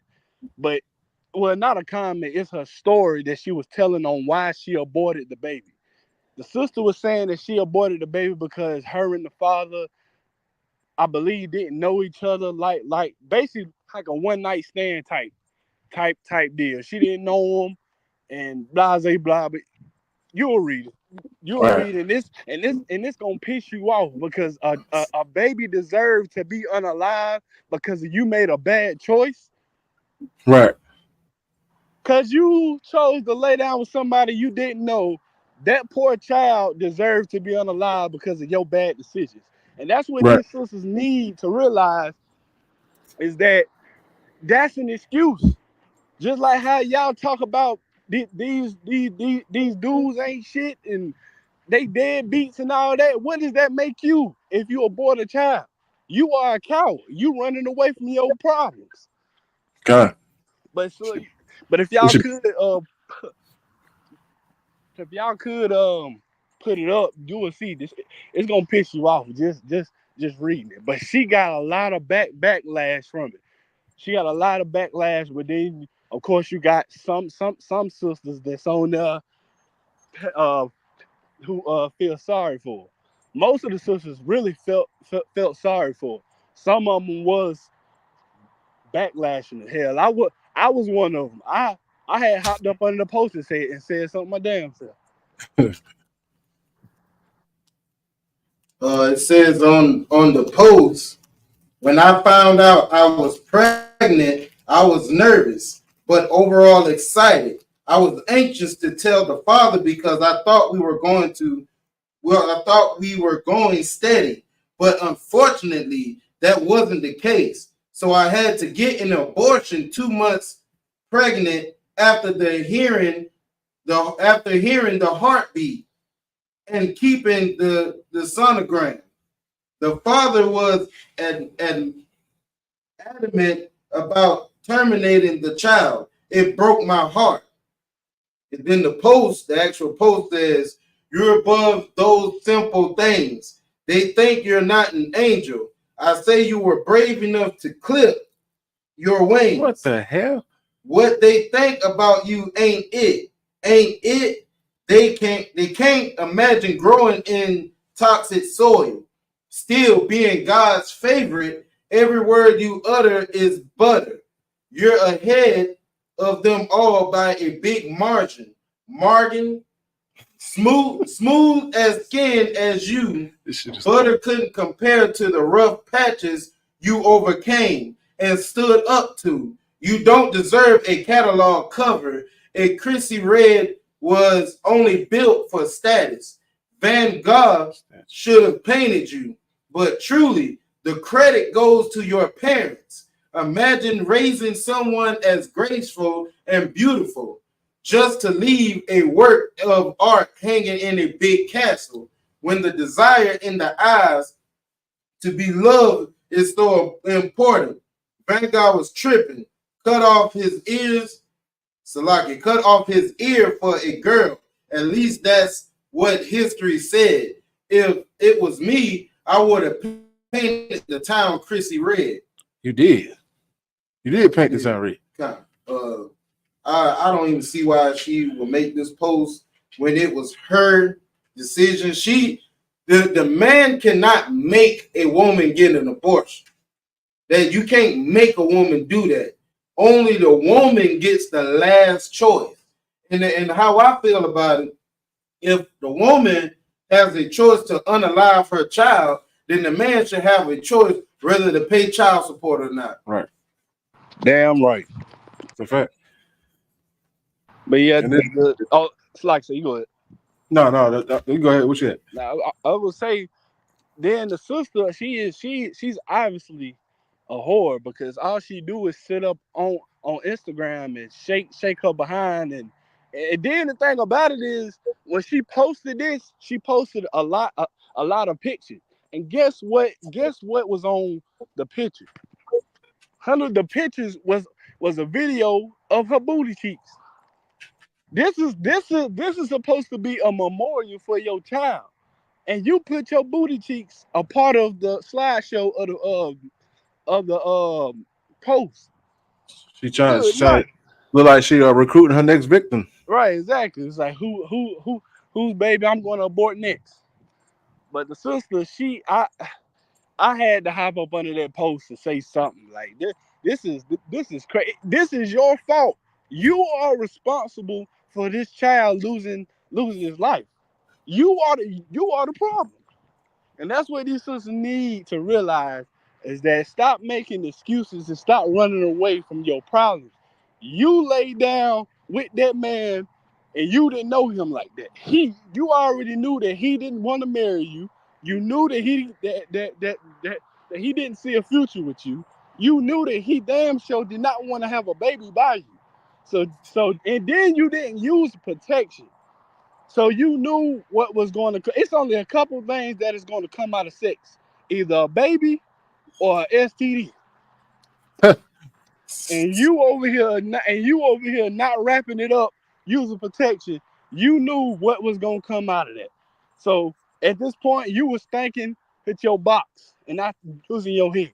So like, right. Oh, that's it, man. That's it. Y'all had to get that. Hit the water. But now y'all. But hey, wait. it's lucky. No, nothing. Oh, okay. Now you good. I'm gonna have Lacoma. I play the rest of this video. Hey, the water for sharing that officer now, y'all. And no sweat, sir.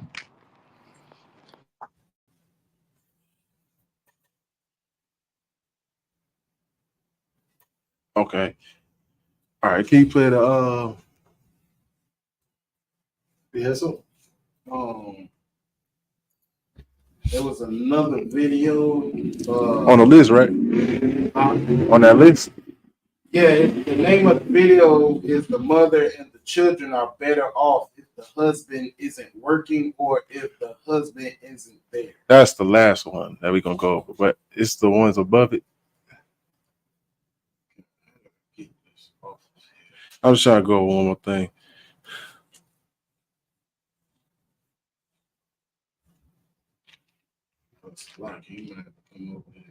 Oh, that's it. It's the one above that. Yeah, with the old. Well, it's another one above that we didn't play. It says exposing Margaret Sanger. Yeah. The racist roots. You can start there.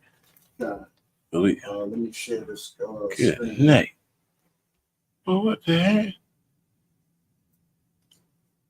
Well, it was just 8:14. That time flying. Hey, yeah, bro. It was. Oh my gosh. I'm talking about as soon as you got in here, it was 8:14. Go over a little bit if you want. But I go ahead and play it. Yeah, you go ahead. Planned Parenthood hails founder Margaret Sanger as a champion of civil rights. But one thing they don't talk about is the racism behind her fight to legalize abortion. A group of African American leaders want to focus attention on our ideology and how it affected Black birth rates. Abigail Robertson has more on this story. Margaret Sanger strived for a society that limited births to only those she deemed fit to have children. Well, I think the greatest sin in the world is bringing children into the world that have Please stop right there. disease from their Good. parents. Not They yet. have no chance in the world to be a. She said the biggest sin in the world is bringing children in the world. Then she tries to say with certain parents and having no chance in the world or whatever. Who's not gonna have no chance? The people that you trying to eliminate. Black people. That's what you're talking about, right? Because that's exactly who she aimed at. Margaret Sanger is a sick bitch, and y'all follow her. This is your God. If you believe in abortion, this is your God, Margaret Sanger. All right? You don't love Jesus. You love Margaret Sanger. Fuck Margaret Sanger. It's like you keep going. A human being, practically. Delinquents, prisoners, all sorts of things just marked when they're born. That, to me, is the greatest sin. Many pro-choice advocates see her as a hero, but critics call her a racist eugenics promoter who targeted Black communities with her Planned Parenthood clinics. Margaret Sanger, the founder of Planned Parenthood, once said, colored people are like weeds, they need to be exterminated. People don't understand that 79% of Planned Parenthood clinics are located in minority communities, and that minority communities shoulder a disproportionate amount of abortion. Dr. King says while African Americans make up only 13% of the U.S. population, over 30% of aborted babies are from Black mothers. Under the veil of secrecy and deception, 60 plus million babies have not been born because they were aborted legally since 73. 1/3 of that population belong to the African American community. Planned Parenthood recently celebrated its 100th anniversary, prompting pro-life. Do you see who they targeting, bro? How do I have to say it anymore? Like, do you see who they're targeting at? Do you see who's targeted? Because an abortion clinic is not that far away from a ghetto. Planned Parenthood is not that far away from a ghetto. They got their thing where you can go walk to it just in case you need it, because they know you ain't got a goddamn car. They know we already struggling in every damn category you bring up, so they're trying to make sure you get to that abortion clinic so you can get on your feet when you should have been on your feet and not flat on your damn back. And all you niggas that's sitting there telling that, whispering in her ear, telling her to have an abortion, you need your ass whooped. For sure. Because you went down on her. Don't tell her to have no abortion. And and that's why, this is why we get on every damn body telling you that sex is marriage. This is why this happens. This is both of y'all's fault when it gets to this point. Because at that point, now you want her to have an abortion, and now she's wondering if she should have it. You know what I'm saying? Girl, had that damn baby, right? And don't turn that baby into your relationship. Turn that baby, raise that child right, and that child is going to send you off into the sunset. You know what I'm saying? This is what happens when the man and woman clash, right? And they have us going against each other. They have us fighting each other, you know what I'm saying? So our families could split. It's because of this. This is what we talking about. You had something like. God, I was gonna say all the Black people that supports this bullshit. Y'all parents should have aborted your ass. Right. Yeah. Maybe it should have happened to you, right? You know damn well you wouldn't have want that. You gotta take it to the extreme of thinking like, what if you got to like look at it on real to your parents sitting there wondering if they should have aborted you, because they probably had that conversation before they had you. What if you could watch your parent, your mother and father sitting there wondering, I don't know if we could do this, maybe we should just get rid of the baby. And you sitting there watching your mother pregnant on some video, like an old flashback or something. You gotta take it there. You gotta take it there. You know what I'm saying? To that point where you're sitting there watching them make a decision, wondering if they should do that. That shouldn't even be a thought. You're gonna be like, well, God dang. Like they was really thinking about to get rid of me. Right? Yeah. It's the last time we talk about Margaret Sanger, and then we're gonna go on that last thing, then we're gonna close it out.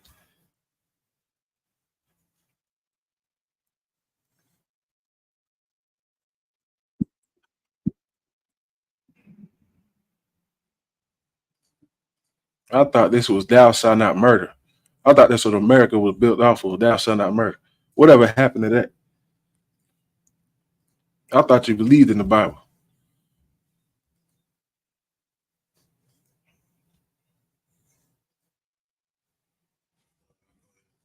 Yeah. Lee, president of America's Planned Parenthood Federation, maintains that European women should stop having babies for the next 10 years. Don't you think such a theory, such a radical theory, is antisocial? On the contrary, it seems to me that it is more practical and humane. What about the women who want babies now and in 10 years will not be able to have babies? Rather impractical, don't you think? Oh, John, you do ask hard questions. I should think that instead of being impractical, it is really very practical and intelligent and humane. But Mrs. Slee, in this country, having babies is the only thing left which is both unrationed and untaxed. Do you think we really ought to stop? Well, I suppose a subject like that is really so personal that it's entirely up to the parents to decide. But from my view, I believe that there should be no more babies. This is Margaret. This lady's sick, man. A white man and a woman is the devil that the Bible speaks of, man. So now, let's go. We're gonna get ready to close out. Let's go to before we pull up that last video. Let's get to at night. Let's get to Mark 3:27. And after you get that, can you pull out that video? Mark 3:27. Got it. And then that last video with the black lady from the 70s talking. It's the last video we're gonna get.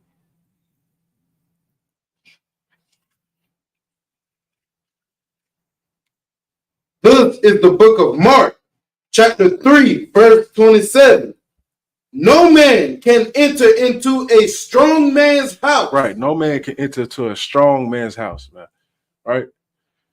A strong man, if he has a family, right? And you know what I'm saying? He has children and a rib, a wife, you know what I'm saying? No man can enter into a strong man's house. If you follow in the Lord's law, statutes, and commandments, if you know how to, you know what I'm saying, govern yourself and your family under the Most High, under God. You know what I'm saying? No man can enter into your house, man. You know what I'm saying? Go ahead. No man can enter into a strong man's house and spoil his goods. Right, and spoil his goods, right? Spoil his goods. That means spoil his family, you know what I'm saying? Everything that he's built, you know what I'm saying? His structure inside his house. It's talking about his family. No man can spoil his goods. Go ahead. Except he will first bind the strong man. Right, except he first bind a strong man. This is how you break a household down. This is how you destroy a family. From the ground, from the top to the bottom. Right? This is how you destroy and throw down. This is what they did to us in slavery. They made us turn against each other. They destroyed the men in front of the women and took the man out of the house. All right. 400 years later, we clashing because we following their system instead of following the Lord. You should get under here in the Isupk and follow the Most High and really know how to keep your families together, man. You got to fight that shit, man. It's like you got to fight it. You can't sit here and continue to follow the same bullcrap. You got to figure out a way to fight it. Don't lay down, man, and just die. Go ahead. And then he will spoil his house. Right. You buying the strong man, then the household is broken. Right. For that video to play, you got to log in to Instagram. Good. No.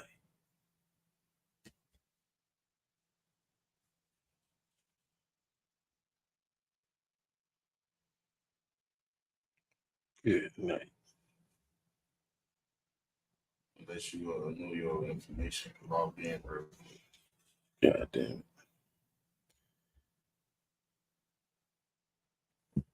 I ain't going out like that. You want to put in your information right here? I don't even know it, bro. I remember the last time I logged into Instagram. Let me see if I can find it on YouTube. I tried that, but you could try. I'm going to just play it on here for time's sake. I'm going to just play it through the phone. All right, so this is a mother from 1978, a black mother with two children, a boy and a girl, sitting having an interview along with her husband. But she's doing the talking right here because she's letting you know exactly what it is. The man looks pissed. He doesn't want to talk.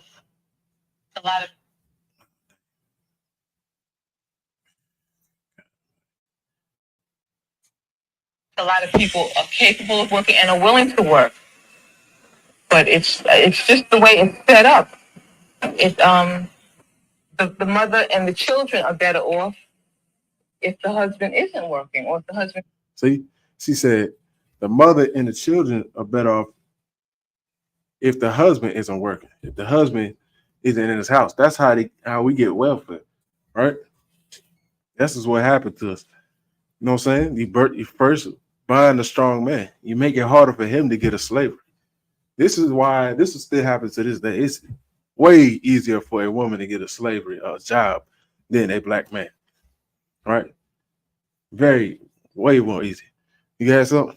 Con, I was gonna say, like if I could, I was gonna say how you know the man is still needed in the house, whether he is working or not, or providing or not. Mm-hmm. Look at the hood now, because over half of the hood or the community, the black communities, are raised by single mothers. Exactly. All of these hoods are effed up because the father is not in the house. And why the father is not in the house? Because the mother kicked him out. All right. And this is what happens. That's what happens to this day. All right. Back then, it was almost like they had to make a decision between each other to be like, you know what I'm saying? Let's say you're not married. You know what I'm saying? Let's just say we ain't together. You know what I'm saying? We're not gonna sign these papers, these marriage license papers. You know what I'm saying? You just come and you stay, you know what I'm saying? Don't let nobody see you. And then I can get the welfare. Or you know what I'm saying, don't get a job, you know what I'm saying? Then what does the father have to do? He has to go out there and sell drugs. He has to go out there and pimp. He has to pimp his own wife, sell his children. You know what I'm saying? Yeah. This is what happened. This is the result of that. And now we just fighting against each other now. Now we just like, she like, I'm gonna put you on child support. You gonna get out the house. I'm gonna get this Section 8 and I'm gonna get this welfare and I'm gonna get this money. They done turned us against each other now, right? And this is what leads to abortions now. Now you don't even want to have the children because you can't, right? Now black and brown women couldn't have children, man, because You know what I'm saying? Now we had to choose to use Margaret Sanger's way because we couldn't raise them children because we didn't have enough money. Right? Y'all should get mad at this, bro. Y'all should be angry at this. This is the type of stuff that you should war against because you're getting game. They're playing a game on our people. And this breaks up so many poor families. One of the saddest things, He said that breaks up many poor parents families. are on welfare, will in their turn end up in the welfare trap when they grow up. In this public housing project in the Bronx, What is it? He said many people end up in the welfare trap. Right. Notice he said trap. Right. Welfare trap. Exactly. Because that's exactly how they set it up. They bind the strong man, bro. Right there. He knows whoever was you know what I'm saying, speaking over that knows exactly what that means. And are willing to work. But well, Mr. Brown wanted to keep away from this kind of thing for a very good reason. But people who get on welfare lose their human independence and feeling of dignity. They become subject to the dictates and whims of their welfare supervisor, who can tell them whether they can live here or there, whether they may put in a telephone, what they may do with their lives. They're treated like children, not like responsible adults. Wow. And they're trapped in the system.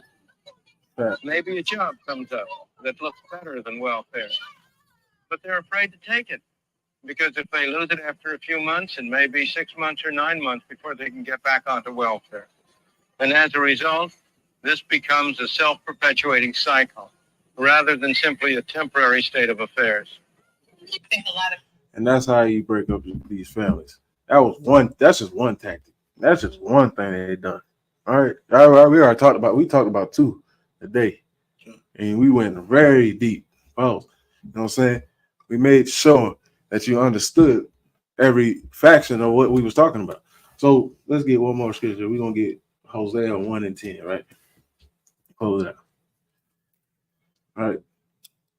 So you gotta understand that, you know what I'm saying, you should fight against these type of things, man. You know what I'm saying? This ISUPK school is your safe haven. This is your solution. You know what I'm saying? This is your direction, right? So all we're doing is what Christ did in here in this school, right? Christ is a black man, like Lacan explained. He's a black man that was born from a black woman that the king tried to get unalive because he understood that he came to take over and bring our kingdom of heaven back, because it was prophesied. Okay. Right? Why? So a black woman, she did not abort her baby. You know what I'm saying? That it has such a trick, because they try to make you think that the Lord was born from the Lord impregnating Mary, from the Most High, just putting Mary inside the stomach. Okay. I mean, it's like putting Christ inside her stomach without any sex, when it was Joseph and Mary that had sex, right? And that's the trick that they try to use. You know what I'm saying? Okay. And he took care of that child. That was his son, and she was his mother, and she did not get rid of that baby just because she had a lot of pressure under her, because people was going to be criticizing her for having sex with a man from another tribe that she wasn't supposed to have sex with at the time, and they had sex before going to her father. You know what I'm saying? And we still in hell and having babies. And they still had that baby, which became the greatest black man that ever lived, which is the name of Yahushua, who the world ignorantly calls Jesus Christ. All right? So you can read that. The book of Hosea, chapter 1, verse 10. Yet the number of the children of Israel shall be as the sand of the sea. He said, yet the children of Israel shall be as the sand of the sea. All right. Which cannot be measured nor numbered. Right. Which cannot be measured nor numbered, man. You know what I'm saying? throughout all this hell that we going through, you know what I'm saying? Our babies getting aborted, our families being broken up, you know what I'm saying? And we going through this hell. The Lord said, yet all of that, you know what I'm saying? Yet that we have discontinued from his heritage and lost our way of being his people, the children of Israel, blacks, Hispanics, and Native Indians. You know what I'm saying? Yet the children of Israel are going to be as the sand of the sea, which cannot be numbered, man. And that's still happening. That's how it's going to happen. We're going to multiply, man. We're gonna be one nation again, and we're gonna be ruling this earth at the end of this thing. All right, go ahead. And it shall come to pass that in the place where it was said unto them, ye are not my people, there it shall be said unto them, ye are the sons of the living God. Once again, we are gonna be the Lord's people again, where we were scattered on the four corners of the earth, man. Right? This was a prophecy being said before I got to Romans 9 and 25 when Paul was talking about it. This is what Paul was quoting in Romans chapter 9 and 25 was this right here. All right. So can you read 11 and we close that? Verse 11. Then shall the children of Judah and the children of Israel be gathered together and appoint themselves one head, and they shall come up out of the land. For great shall be the day of Jezebel. Jezreel.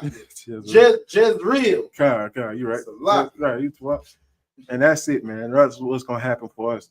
We're gonna come out of our captivity and out of our, you know what I'm saying, our drunken minds, right? And be a nation again under the Lord, man. You know what I'm saying? And we ain't going through this. Whether you like it or not, we gonna get it done. You know what I'm saying? But take my advice, man. Take our advice. You know what I'm saying? And with that, you know what I'm saying? I'll pass class to priest and officer to come on.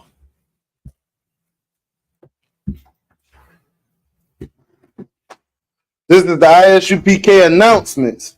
We are the ISUPK, start out at 1 West 125th Street, Harlem, New York. Rule for new brother and new sister. When a new brother or sister comes into the school, they are off limits for 6 months. They are to be saluted only. They are here to shed themselves of the world. If they need transportation, the teacher will arrange it.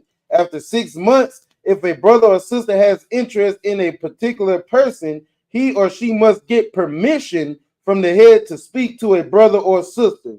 There's another 6 months in which the brother and sister will court each other. After this 6 month period, the brother and sister will get permission from the head to marry. Tithes, which is a commandment. You can find this in Numbers chapter 18, verse 21, and Malachi chapter 3, verses 8 through 10. Means tenth in the Hebrew, ma'asharah. 10% of every penny of any increase the Lord gives you, give to the treasurer department or teacher. Priest funds, free will offering for priests, not mandatory, whatsoever amount you will like. Upcoming holy convocation. Memorial blowing of the trumpets. This is the first day of the 7th month, that which will be Wednesday, the 2nd of October, 2024. You can read about this in the book of Leviticus, chapter 23, verses 24-25. Remind Akim and Akwaf to check the bulletin board in the hallway. If anyone wants to be a trooper in the school, to start wearing all black boots, shirt, pants, headbands, and scarf. Shalom.